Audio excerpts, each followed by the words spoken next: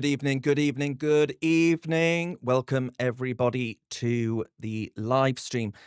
Thank you very much for your company as ever. Now, do comment along. Reasoned loves to actually engage with our audience, and I think we're all feeling it a bit tough at the moment, and I think we need each other more than ever, to be perfectly frank with you. I know that sounds hyperbolic, a little bit dramatic. Am I joining the Green Party? Can I enlarge a woman's breasts with my mind? No, I can't, and I would never say I could. But, my friends, I think actually engaging with you is the best part of this platform. You know, I could never do that in a serious way on broadcast television, but here, you and I absolutely can. And it's a marvelous thing to be able to do. So do comment along. Now, before we get into the meat of what I want to talk to you about, which I have revealed exclusively on my Substack, www.darrengrimes.com, the Durham files, in which I've got hold of some documents that the Home Office would rather I didn't have, and had some conversations that the Home Office would rather I hadn't had. But we'll get onto those in a second. I want to start by actually going through with you what The Guardian published yesterday. Now, The Guardian published 15,000 words in one article, right? It makes War and Peace in opinion form look, possible. But actually, it was nothing more than baseless smears. It was smears. You cannot call it anything other than that. So The Guardian published these 15,000 pages in which actually they go through and they discuss Nigel Farage. And you might think, okay, well, Darren, fair enough. He's doing very well in the polls. Why wouldn't The Guardian cover what it is that Nigel Farage has to say? Well, actually, this is going back to Nigel Farage's days at school. So baseless, so hysterical, and so utterly pathetic that you'd think they're almost absolutely terrified. They can smell their vegan multicultural utopia is almost at an end. But what is it with the Liberal establishment and their obsession with Nigel Farage's school days? Because this happened, some of you might remember, this happened, Channel 4 did it back in 2014. Just before, of course, the 2015 general election, when UKIP was doing really well on the issue of migration. And they were so terrified that they released a slew of information that supposedly came from Farage's school to try and actually smear the party and some form of withheld beliefs that Nigel allegedly holds. It's a total load of nonsense. If Reform's poll numbers climb any higher, right, I wonder if the Guardian will find themselves rifling through Farage's old pencil cases, looking for microaggressions in his handwriting, exclusive. A Year 9 Farage once used a sharp HB pencil in a manner that experts fear was deeply problematic to our multicultural utopia. Give it a bloody rest. We've got actual problems in this country. But here, we have grown adults dredging up allegations from the late 1970s as if they've uncovered, like archaeologists, a Dead Sea Scroll, when in reality they're just trying to weaponise teenage folklore because Starmer's safe pair of hands, remember that, adults in the room, well, that act is crumbling like a rich tea biscuit in a cuppa. And the quotes are absolutely staggering, my friends. Truly, truly, truly staggering. I've got some in front of me here. The first one, it says, just hearing that aggressive tone, that hectoring tone again, my blood ran cold. This is supposedly comments from someone at Farage's school. Because nothing says calm and proportionate journalism and something worth reading, quite like pretending a 61-year-old man's voice can trigger a Vietnam-style flashback, PTSD in extremis, to double maths in 1978. Can you remember what happened in 1978? I was born in 1993. I can't tell you what happened in the year 2000 to 2010. I can't even remember what happened yesterday. And another quote says, it happened all the time. Absolutely 100% true. Oh, well, that's that then. Farage is a bad man. This man says he can remember things that happened in the 1970s before Mrs. Thatcher was even elected. That's it. Spot on. I believe every word. It amazes me. It staggers me. These stories are somehow vivid enough to be described in almost Shakespearean detail, but not quite vivid enough to have ever been mentioned to any teacher at the time, to any parent at the time, to any newspaper at the time, to any friend at the time, to any human being in the last 5 decades. But all of a sudden, when the man is climbing in the polls, oh yeah, I've got a total recall memory. Apparently, it says Farage called the smokers' bus the gas chamber. In the 1970s, half the country apparently used to use that, a throwaway phrase, especially kids on a bloody playground, to describe anything that smelled like a wet dog wrapped in an ashtray. The idea that this is now Exhibit A in a national anti-Semitism scandal is absolutely laughable. And to be perfectly bloody honest with you, have the Guardian really the moral high ground to stand on when the Guardian has aided and abetted every bugger who hates Israel, who hates the Western world, who couldn't give a flying flamingo about the Jews? And now they want to talk about Farage's supposed anti-Semitism back in the 1970s. Pull the bloody other one.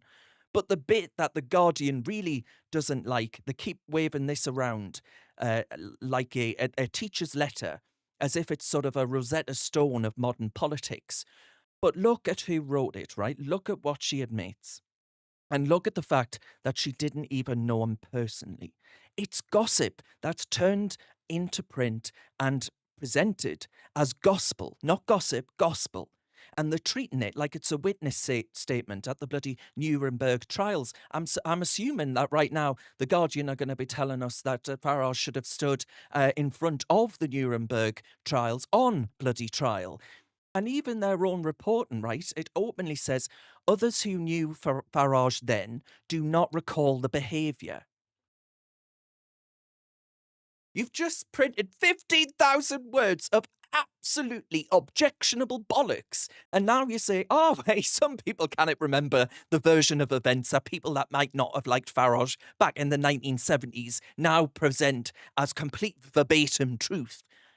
This is all code for this is a mixed bag of memories. This is a half a century old, dredged up because reform is leading in the polls, load of complete and utter balderdash. But let's get to the truth, right? They're terrified of anyone saying out loud that they don't hate Nigel because of what he allegedly said at 13 years of age. 13 years of age. I said some pretty bloody stupid things when I was 13, didn't you? It's called adolescence. It's called growing up. Those at The Guardian, I know they haven't changed since then because they still have the same old horrible hard left student politics that they never left behind from their Oxbridge degrees. They hate Nigel for this reason, because of what he says at 61, not at 13. They hate him because millions of working class Brits agree with him. Farage does something that the contemptible modern left simply cannot compute. He speaks to and he speaks for the people that the left have long since abandoned. They can't stand the fact that a Dulwich lad, someone that went to Dulwich College, a barber jacket wearing, city background type, rejected their sanctimonious worldview.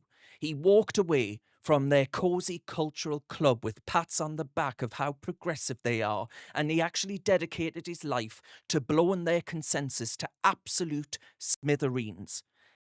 I repeat, they tried this smear in 2014 when UKIP was surging. They tried it again in 2016 ahead of Brexit. They're trying it now because Starmer's wet dream for the Liberal left has curdled into a national nightmare, like some of that Arla milk.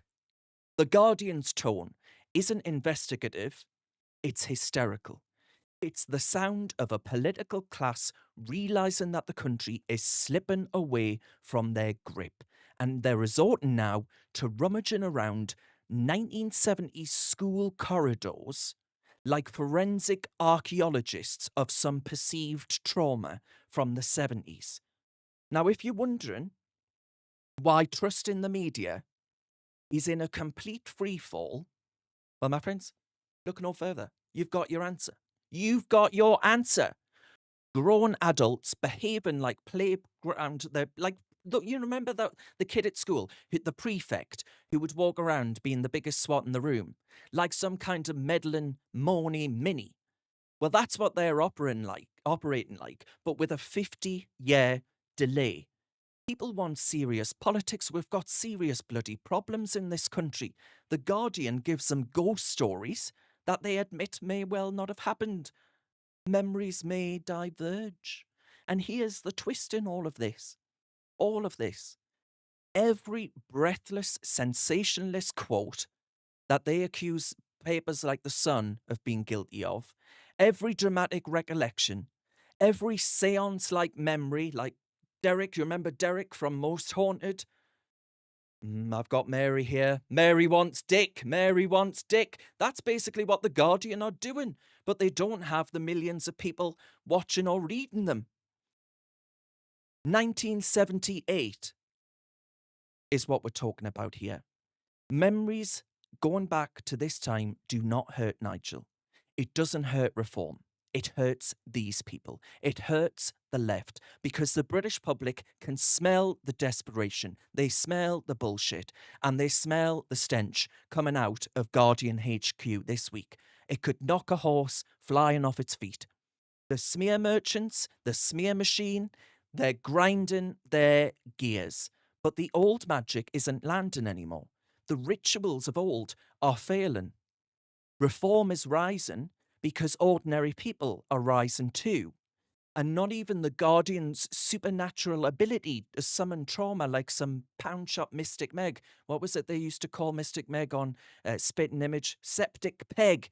That's what they are at the Guardian. They're trying to summon trauma from 1979 as an idea of stopping you from voting to stop what you know is coming for your country.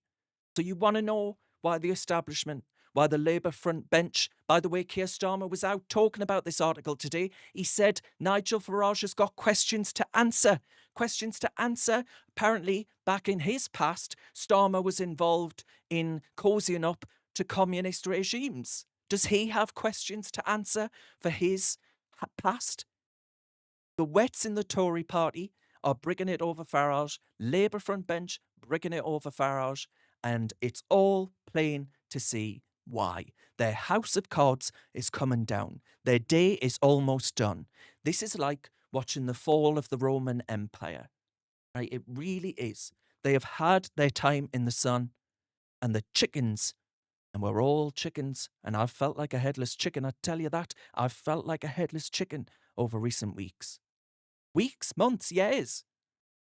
But things are changing.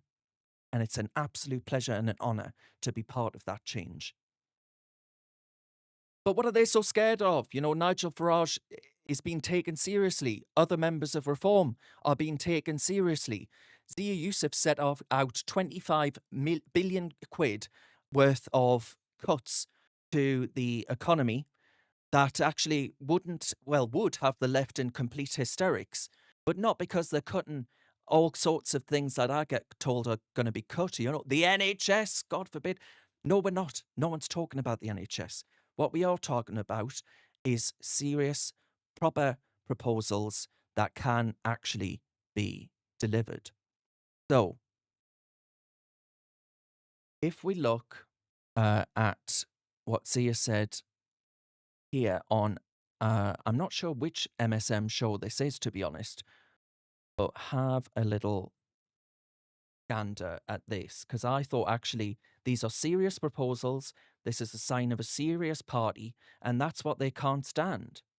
You want to make £25 billion worth of savings for this year. How would you do it? Yep, so we've laid out £25 billion worth of savings, which Rachel Reeves could enact immediately in her budget, which would fill the black hole that she has created for herself and negate the need for tax rises on people watching this programme. So number one, we're talking about dramatically reducing the foreign aid budget for the time being until the state finances are restored. So that would be a hard cap of £1 billion per year. That would still ring fence our commitments to Ukraine and to international organisations, keep our seat at the UN and the IMF. Number two, we would end welfare payments, specifically universal credit to foreign nationals, including EU nationals who are here in the UK. The two measures I've just spoken of, between them, would save £16 billion this year alone, and that compounds across time. Then we can also talk about the immigration health surcharge. So this is an amount of money, it's basically a fee, an annual fee that foreign nationals who are on certain types of visas pay to access the NHS. The Home Office, the government's own impact assessment on that a couple of years ago, it was the Tories who agreed to this. They stated very clearly that the per capita, i.e. the per person per year cost of the NHS is £2,700, and inexplicably, the Tory government at the time agreed to a 62% reduced rate for foreign nationals to be able to access it. So by implementing a charge for using the NHS in line with the actual cost of usage would raise another £5 billion. Then there's a couple of other measures, are reforms to PIP, for example, around low-level anxiety treatments, which we've already announced, and the deportation of foreign nationals in our jails. So that gets you to £25 billion by prioritising British citizens. OK, so let's just pick... Look, so he did that in about a minute, right? And he was totally honest about what he was going to do. The only black hole that actually Rachel Reeves is ever going to fill is a gob, hopefully by a gobstopper, right? It's not because Farage is dangerous. It's because he's putting a plan on the table that actually makes sense to normal people in places like Durham, in places like Devon, in places like Dumfries. And it exposes their black hole for the fiction that it is. This is politically motivated. This is deliberate. There are actual avenues for them to explore that don't include attacking our farmers, that don't include attacking our pensioners. Rachel Reeves is warming her hands up, right, like a typical socialist in power, to pick your pocket in the budget. She tells her that there's no more money. She tells her that we have to suffer. She tells her that we can't ever have it good again. Rubbish. Reform laid out exactly how to plug that 25 billion quid gap without taking a single extra penny from British workers. And the reason that the Liberal left is screaming into the void is because it involves a radical concept called putting the British people first. A novel idea, I know. It's enough to make them fall down backwards and up in the air go their vegan leather sandals.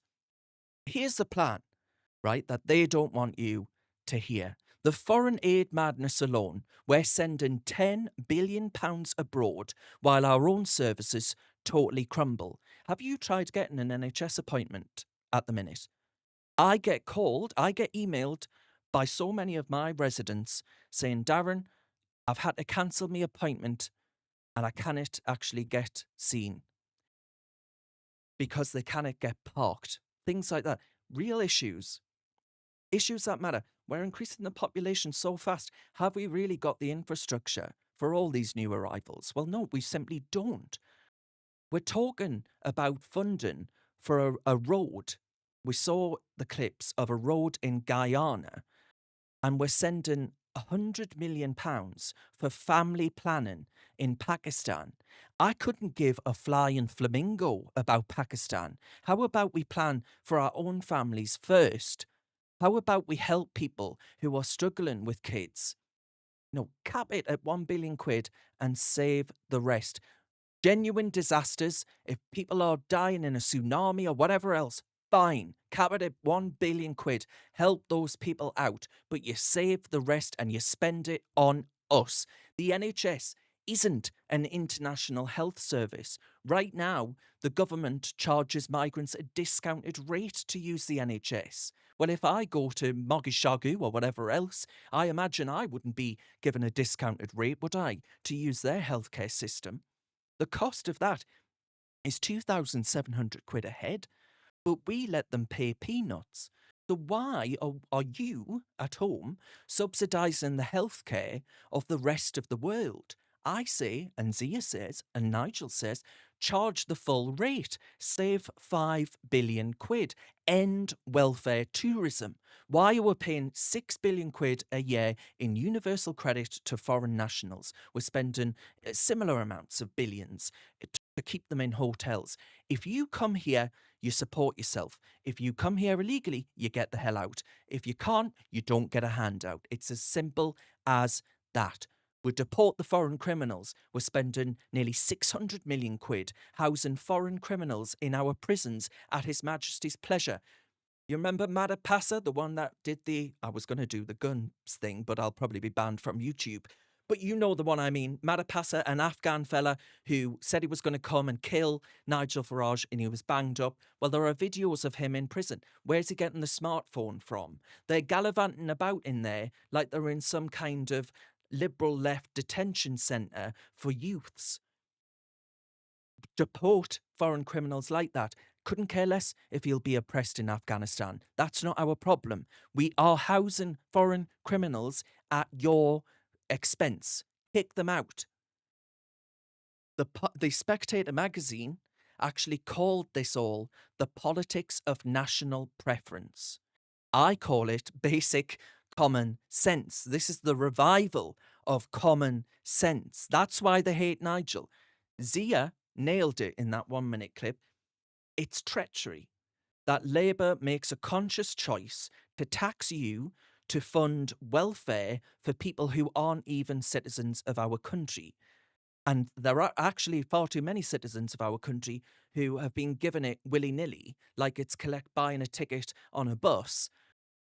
The mainstream media, they all scream nasty party, trade wars, all these other things. They try and weaponize Brexit. It's all noise. They're terrified because for the first time, someone is saying the quiet part out loud in Britain.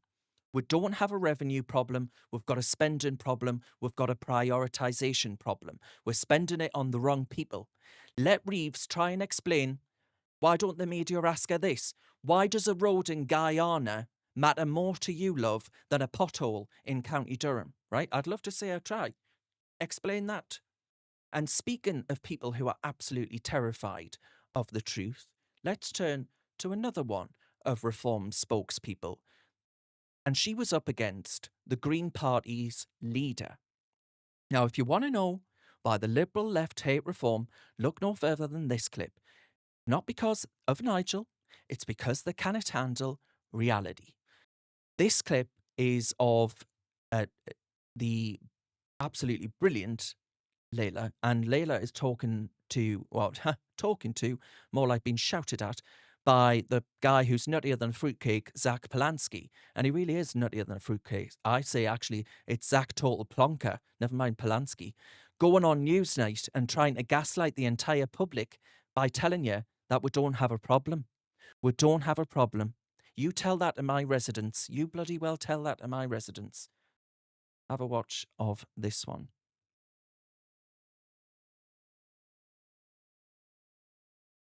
But there is absolutely no evidence that the people who are sexually assaulting people are people seeking asylum. And I'm sorry, there is. There's convictions. There is convictions. We only prosecute 1% of illegal entry into this country. How can we be a democratic, sovereign country when we have decriminalised illegal entry into our country? That's Layla Cunningham there. Right, and it goes through, in this video, it goes through after Zach Polanski saying there's no evidence, problems with migrants. Here we are, Epping Hotel asylum seeker jailed for sex assaults. The migrant avoids prison after 3 sexual assaults. Asylum seeker in court charged with sexual assault. Asylum seeker jailed for sex attack on women. 3 men to face trial over Brighton Beach rape. Asylum seeker jailed for rape and 15-year-old girl. Failed asylum seeker charged with rape and woman. Man illegally in UK jailed for Hyde Park rape. The illegal immigrant jailed for rape of girl. Newcastle grooming gang. I remember that one. The BBC had a lot to answer for in promoting these people, actually. Newcastle grooming gang jailed for raping a 13-year-old girl. Jordanian migrant sexually molested 4 women and girls travelling alone on the tube, including a 12-year-old. That's in our capital city. Rape charge against a man staying in an asylum hotel was kept secret to avoid stirring up community tensions, alongside, of course, the rape gangs in That's why that was all covered up. Mother of schoolgirl raped by a small boat migrant demands to know why he was allowed into Britain despite 11 previous convictions. Migrant hotel resident accused of sexually assaulting 3 women in as many weeks. And this is what he has the audacity to say. There is absolutely no evidence that the people who are sexually assaulting people are people seeking asylum. And I'm sorry, there is. There is absolutely no evidence. He actually said that.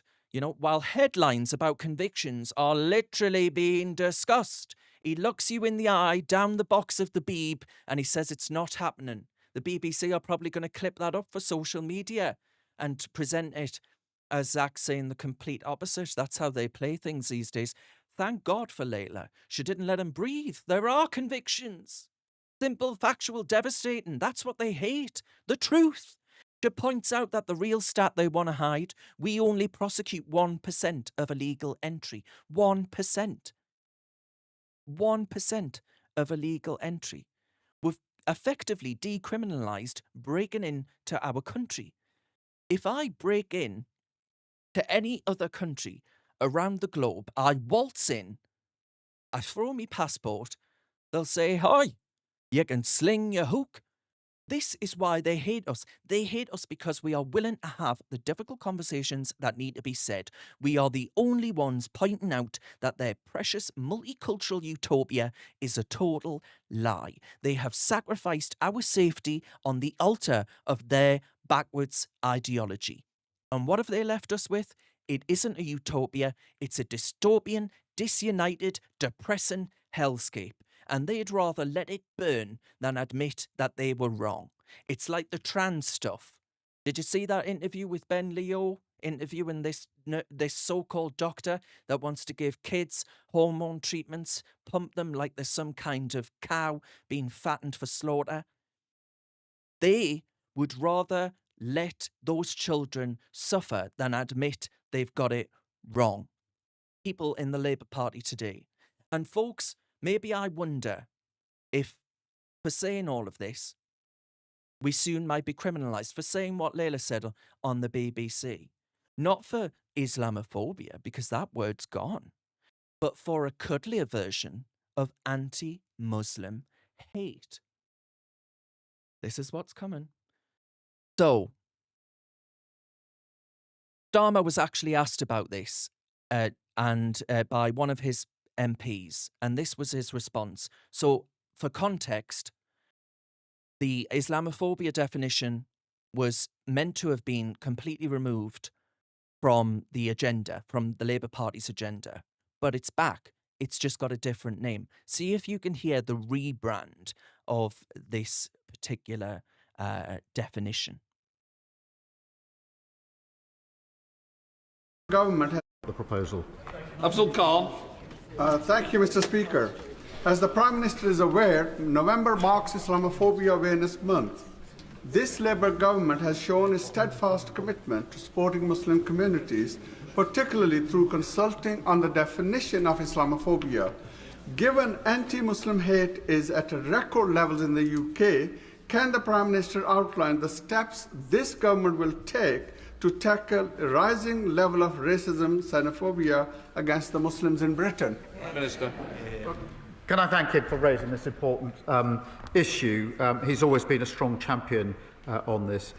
Anti-Muslim hatred is abhorrent, Mr. Speaker, and has no place in our society.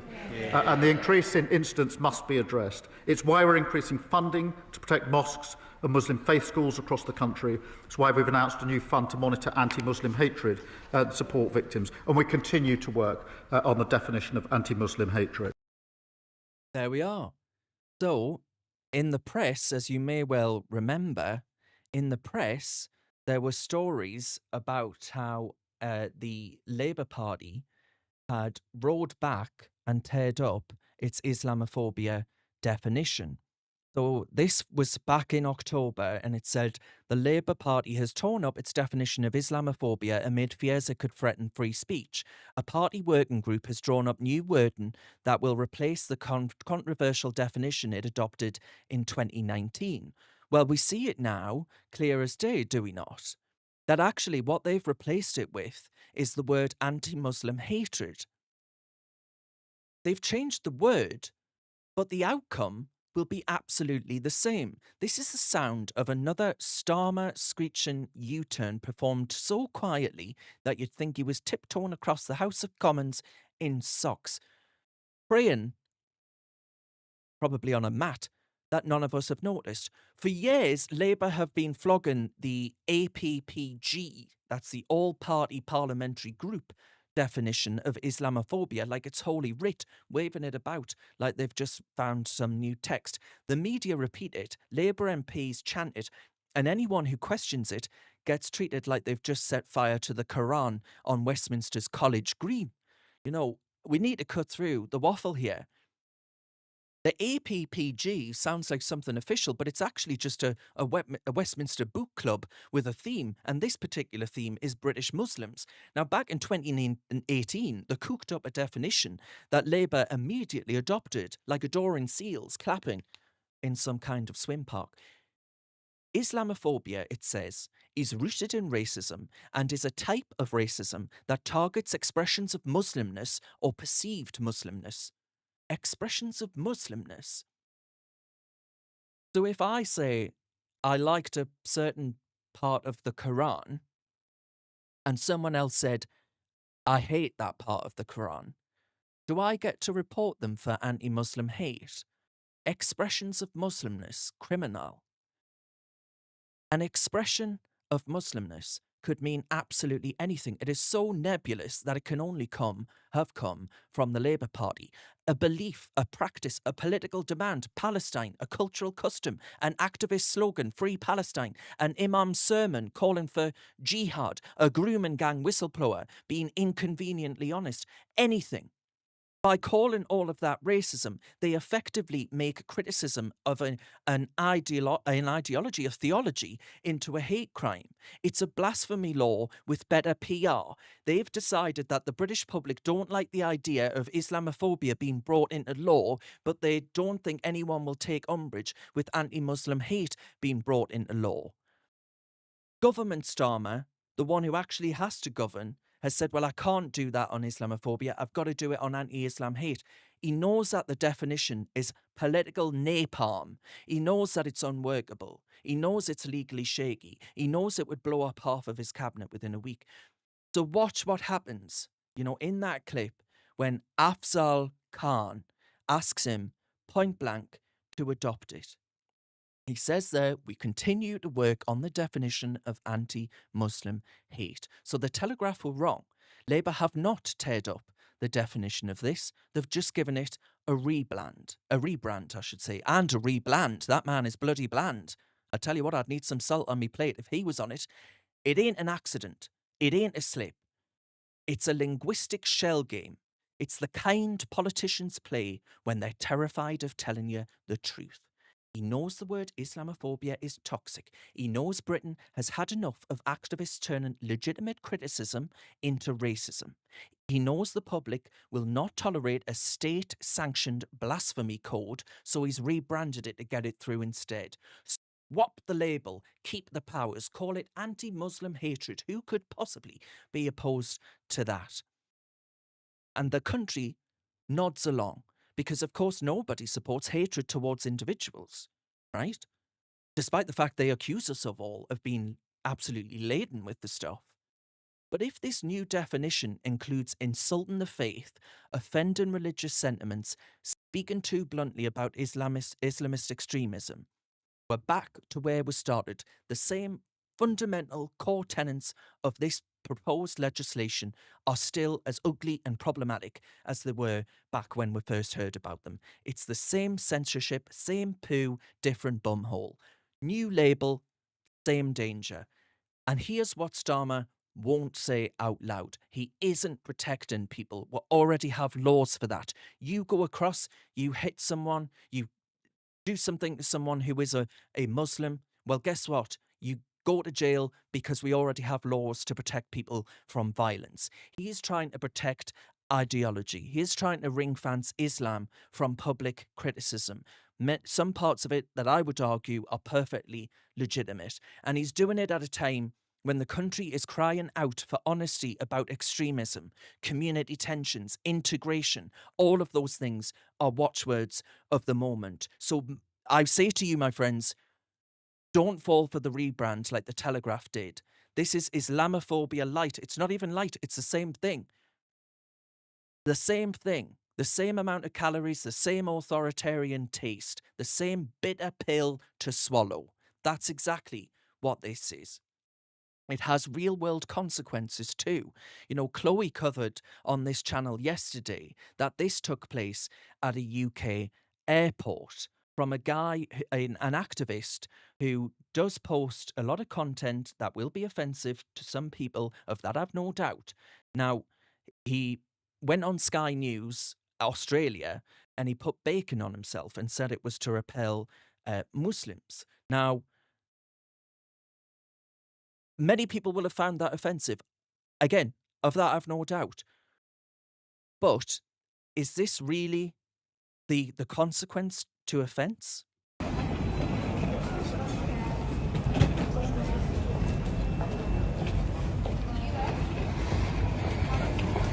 Ryan, what's going on? Can I go with them in French? Why is that? What's going on here?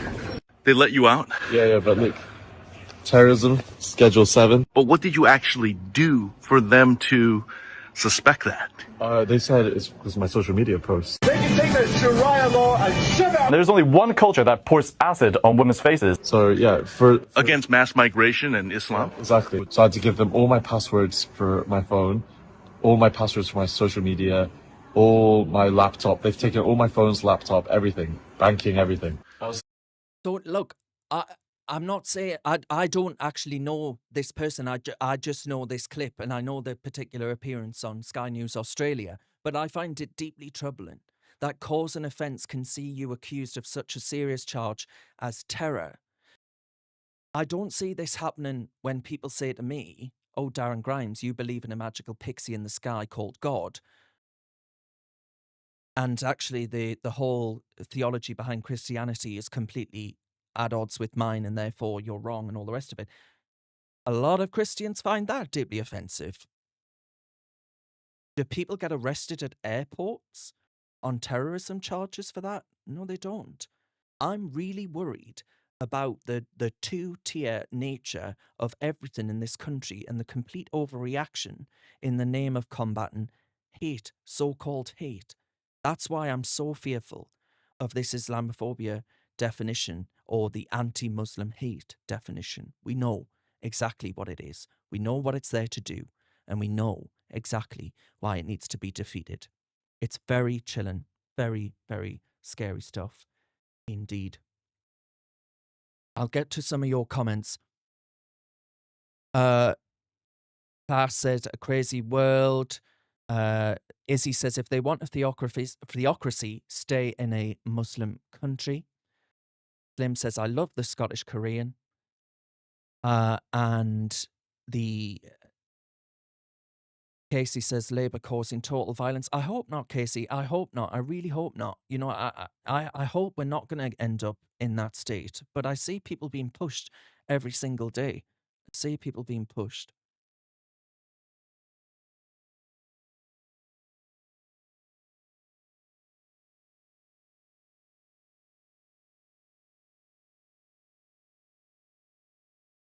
Yeah, lots of comments coming in, flooding it in.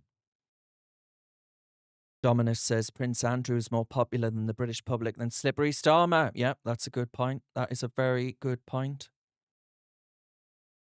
Matt says, I want to know what Starmer means by national renewal. Well, I'll tell you what he doesn't mean. Actually having a living that you can actually afford to actually bloody live on, for one. All of those things, I think, are for the birds. Right. So I posted this on my Substack earlier today. Now, I called it the Durham Files. And it involves Shabana Mahmood, the Home Secretary, Mears, a contractor employed by the Home Office, of course the Labour government, and homes in County Durham. So the Durham files, in my view, prove that the Labour Party use our county and other parts of the north and other parts of the country with deprived areas that have affordable housing as dumping grounds while hiding the truth about migration in Parliament. Only today they did that. Right? So strap in. The Labour Party talk a good game, don't they? They talk about how they're the self-proclaimed champion of the working class, but they never actually want you to hear the truth, that they do not give a shiny single shilling, I nearly said something else there, about the working class.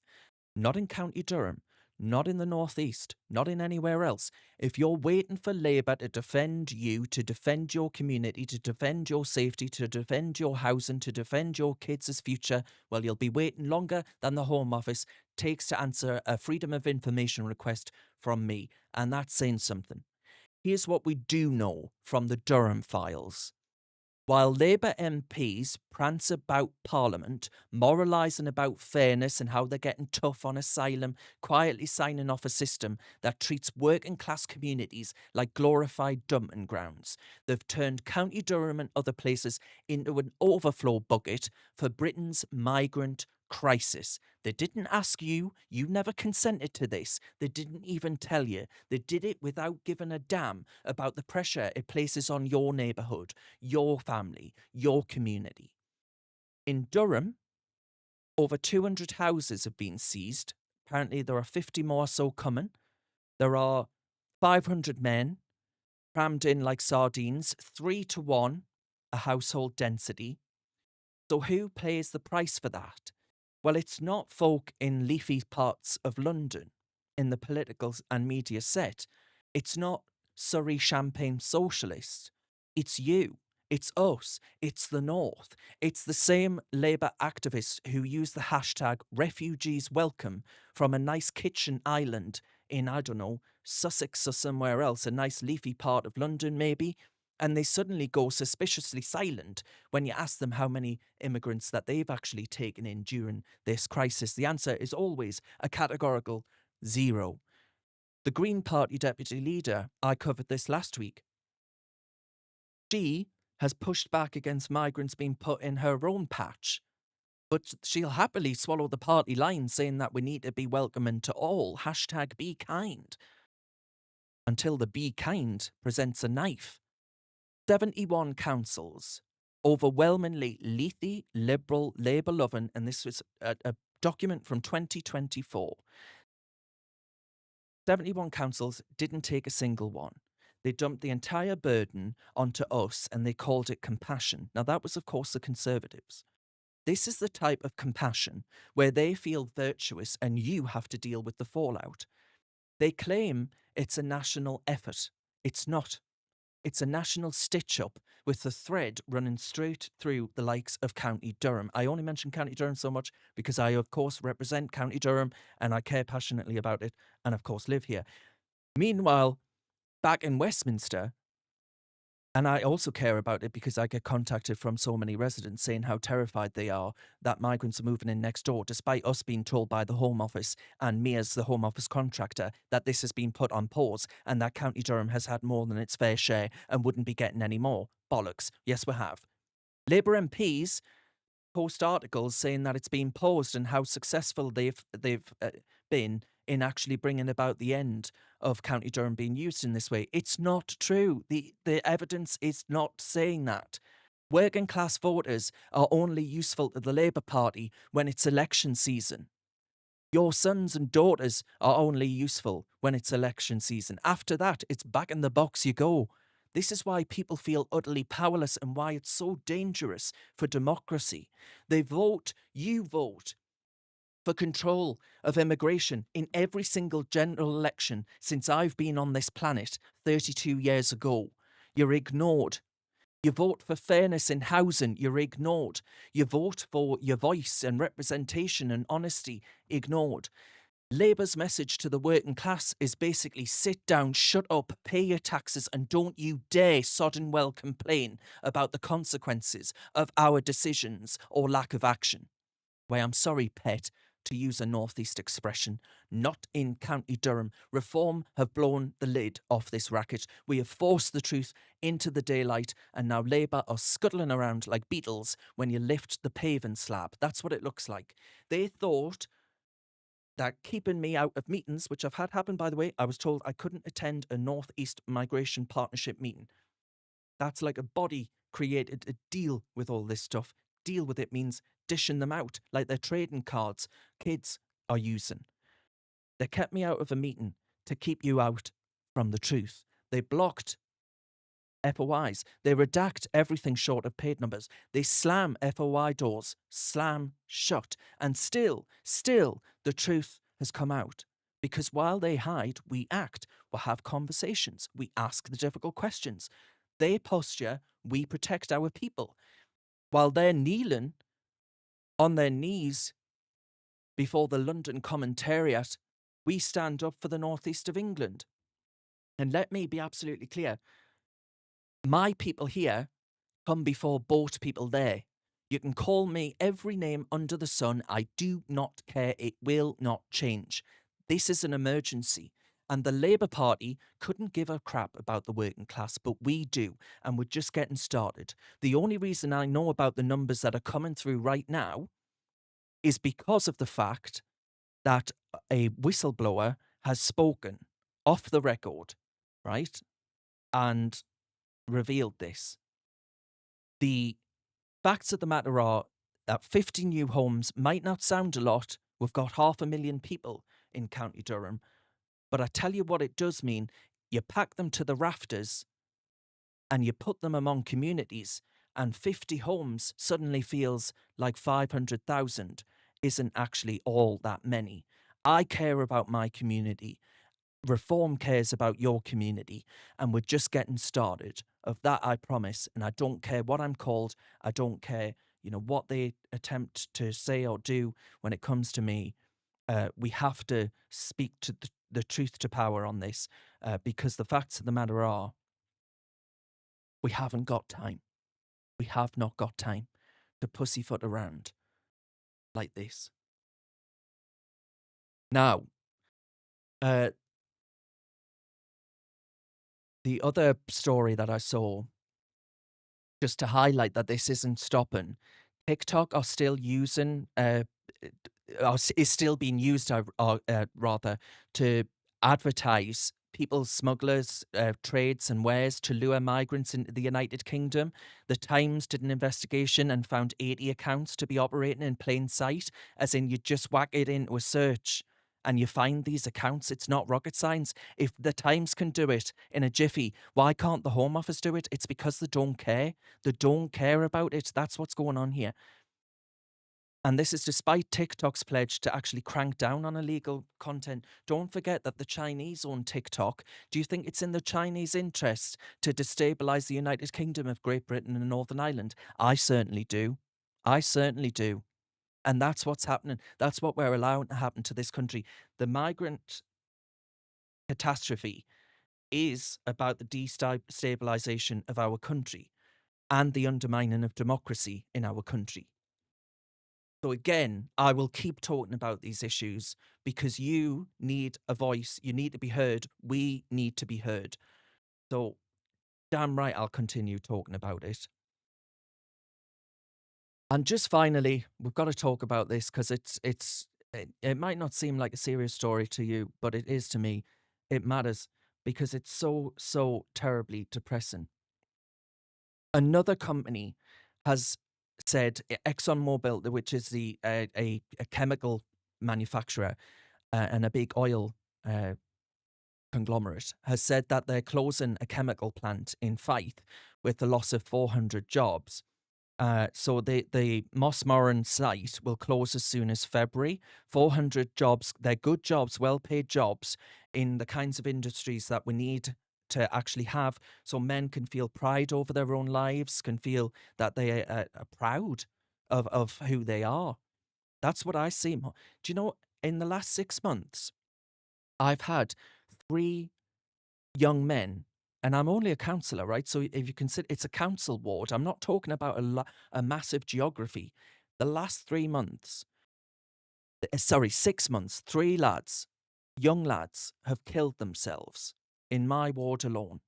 I feel that we are undermining men, we are undermining the kinds of things that they want to do with their lives, and we are leading them to the brink. We are telling them that they are useless, that their whiteness is hideous, that they are nothing, have nothing, will be nothing. And it's leading to men entering the depths of complete and utter despair. I find it sick. I find it utterly reprehensible. And that's why I'm so passionate about bringing back industry to this country. It ain't going to come in the form of solar panels that pave over our farmers' land. Some people have said to me, you must take exception to the farmers who are selling off their land for these solar panels. No, I don't. I take exception to the government that is taxing them to oblivion, so they feel the need to sell their land for these useless panels in a country that right now is colder than a witch's tit and has less sunlight than Sauron's Mordor. So ExxonMobil closing that plant. You had a green energy boss urging Labour to actually scrap its windfall tax on oil and gas because he's saying that the levy itself is wiping out jobs for workers with skills needed in renewable technologies, right? So he's even saying that actually it's making things unaffordable. It's wiping out the kinds of jobs that people need in order to build the green revolution that never was, never will be. But even the Greenies are recognising that this has had really quite hideous repercussions. Brits are being told that they are rather polled to suggest that they may well turn to drugs to quell their anxiety over climate change. Now, the effects of eco-fear include depression, substance abuse, and violent behaviour. We are literally driving people insane. This comes only a few years after the BBC, their children programmes, released a poll saying that a quarter of children wake up in the middle of the night scared that they're either going to burn to death or drown to death. But even Bill Gates, right, who I don't agree with on an awful lot, says that realism, not alarmism, will save the planet. He says we need a holistic approach to global warming and tackling poverty. He says climate change is not going to end human civilization. So those who actually push this are, I would argue, incredibly disingenuous charlatans who are leading people to the utter depths of despair. Not only are they leading to people, good people, losing their jobs, their livelihoods, their families' incomes, but they're also leading people to believe that they are about to die, adults that they're about to die, children that they're about to die, sending people into the depths of psychosis over this fear and anxiety. This is a neurosis. This is sinister. Even Bill Gates recognises that it's a complete and utter con, a fiddle. And then today, a report came out saying that households will continue to pay more in levies, so that's taxes, in green infrastructure than they will ever save from cheaper energy that they create.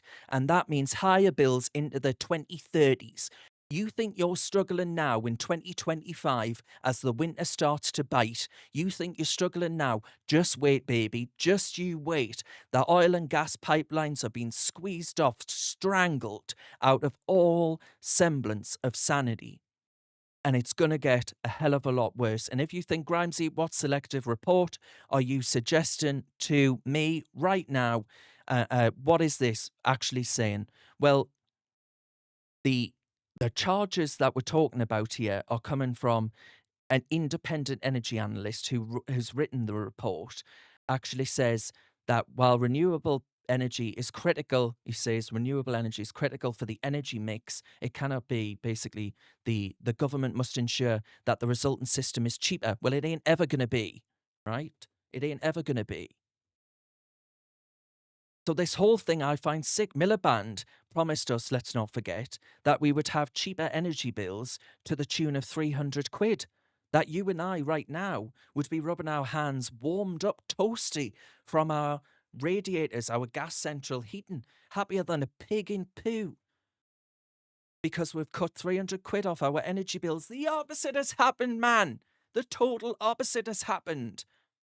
We are being fiddled. We are being betrayed. This is an anti-working class endeavour. That's exactly what this is. And the fact that this factory is closed, I feel so sorry for those men and women involved, and actually the people in the wider supply chain. And they're saying this is exactly because of the current economic and policy environment, i.e. net zero, combined with market conditions and high supply costs. Electricity in this country is the highest in the world. I repeat, electricity in Britain is the highest in the world. We are being conned, lied to, betrayed. The very people Labour is meant to represent, the working class, are being sold a pop. I find it sickening. A total betrayal. Izzy says, Trump told you to drill, baby, drill. Absolutely. I hope Nigel drills, baby, drills. I really do. Izzy says, look at Germany. They lost their auto industry for energy. Absolutely. Absolutely.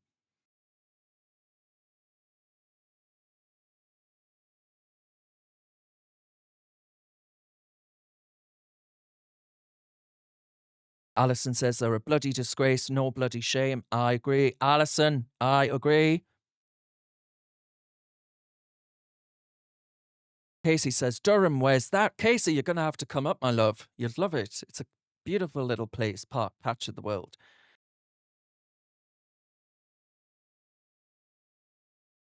Oh, and Melody says, absolutely loads have been shipped in, that's migrants, to Shildon in County Durham. I love Shildon. I love the people in Shildon. I find it really, really, really quite distressing, to be perfectly honest with you. There's no other word for it. No other word for it. Alison says, can Nigel go to the King or William? There must be something we can do. Alison, I'm afraid that the King and the Prince of Wales are totally in hock to everything that Labour are doing at the minute. I don't think we're going to get any support from the monarchy. As much as I love the institution, I don't think we're hiding and out from that. Right, my friends, I'm going to have to go because I am doing at 8 o'clock talk radio with the beautiful Samara Gill, who is a great girl, covering Kev O'Sullivan at the minute, I believe.